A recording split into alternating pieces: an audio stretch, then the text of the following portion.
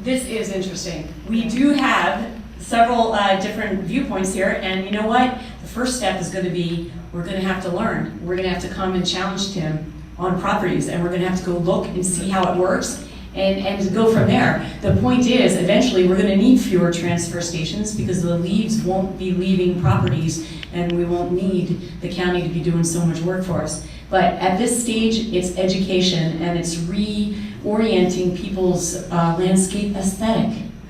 People can change. So we have 2 more questions. Hi, I'm Mike Bellantoni. I'm a landscape contractor, and I want to preface first by saying that I'm probably one of the largest landscape contractors in Westchester County. And we have a fleet that is 100% mulching. So I want to preface by saying that it does work. But it does have limitations. And I will take Tim's challenge if you'd like to come out. There's always restrictions. Cost becomes restrictions. It's not a cure-all, end-all. Again, I do it all the time. There are certain properties because of cost and time where it's not practical and it can't be done. This is a forum, from my understanding, which is about education, which I think is beautiful.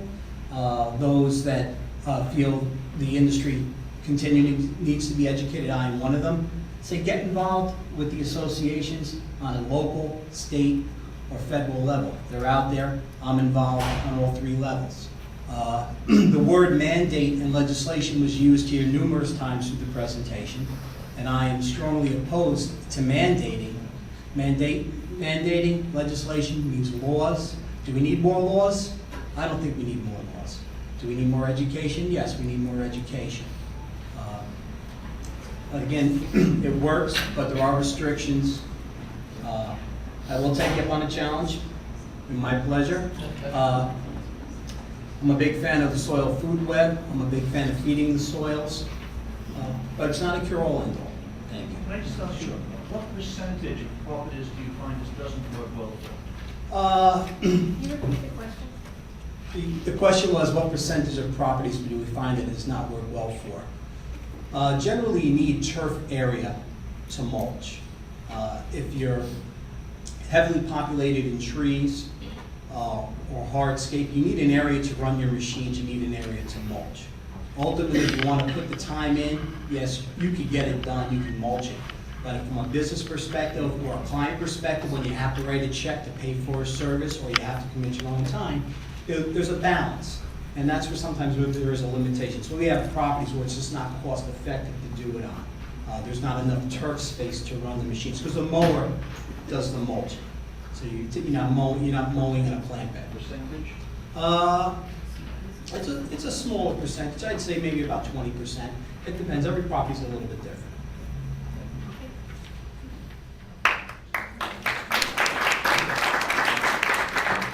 Hi, my name is Ellen Weininger. I'm with Grassroots Environmental Education.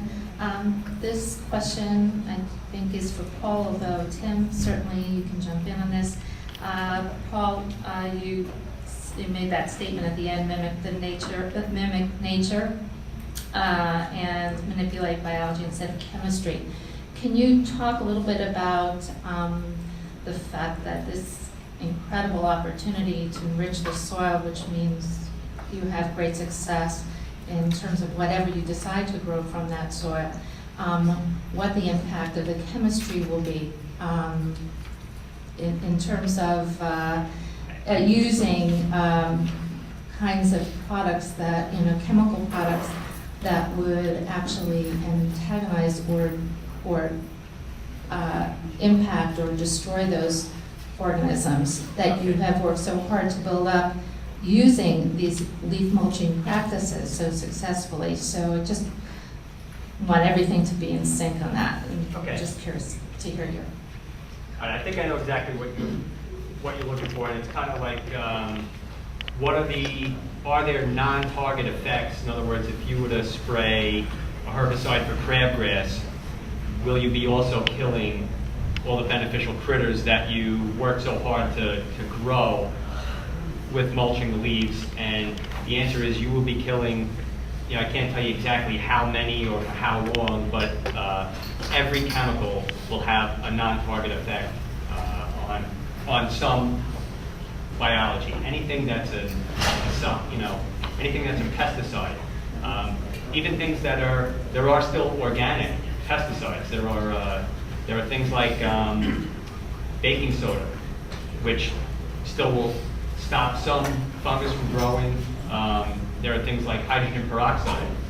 Same way it sterilizes your skin. Sterilized meaning it's killing bacteria, fungus on your skin. You can do the same thing on a plant leaf surface.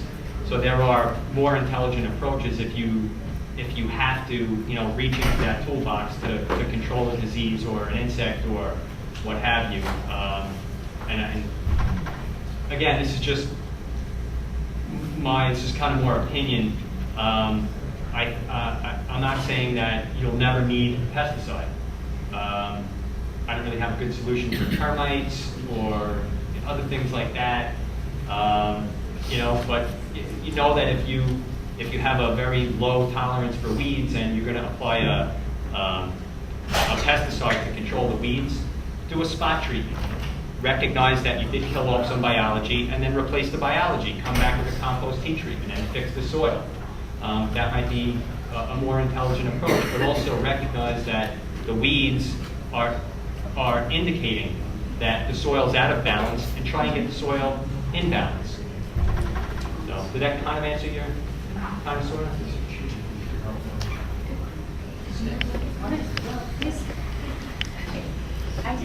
I realize that this conversation is targeted for landscapers and I guess relatively large properties.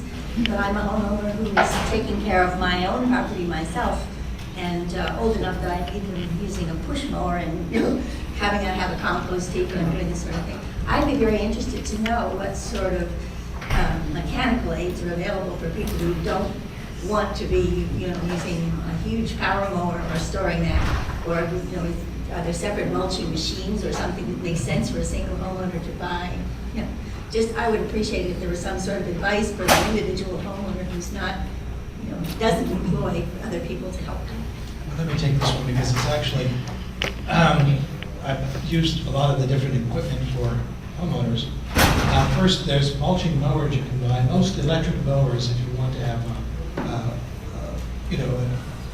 ecologically sound mower, shall I say, almost all electric mowers are mulching as it is. They have a covered plate on them and nothing really falls out of the under the deck unless it's been mulched pretty heavily.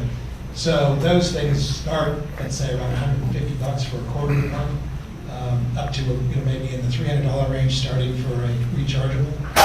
I don't know, but you could find them obviously on Amazon and other places. And then there's I mentioned the leaf vacuum. Several manufacturers besides Toro has them. That's good for beds, landscape beds, ground cover areas, and other kinds of cleanup, like if you have on decks and things like that.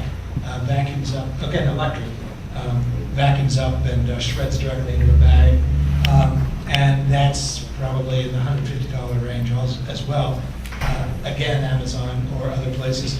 And finally, the other one that a lot of people use, and what I began my career with, shall we say, is a leaf shredder that looks kind of like a weird, a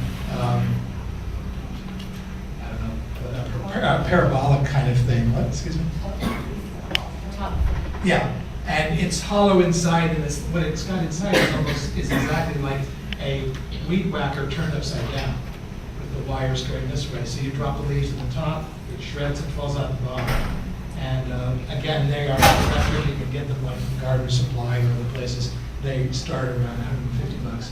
So those are three types of tools. Well, are you moving around with this equipment? Because I find it very difficult to have a cord trailing along behind me or having the limits, because my property is not tiny. It's big enough, it's a third of an acre or whatever. And well, yeah. So I don't really like to be 10. I have a lot of trees and I have a lot of... Well, then you would probably, most of the stuff that is kind of lower cost consumer residential is going to be corded except for the lawnmowers. which you can get as a battery operated. I know that there's, I don't know, actually, I'll take that back. I don't know if there's a rechargeable leaf back or not. But again, if you get yourself a 100-foot extension cord, right, you can move from section to section.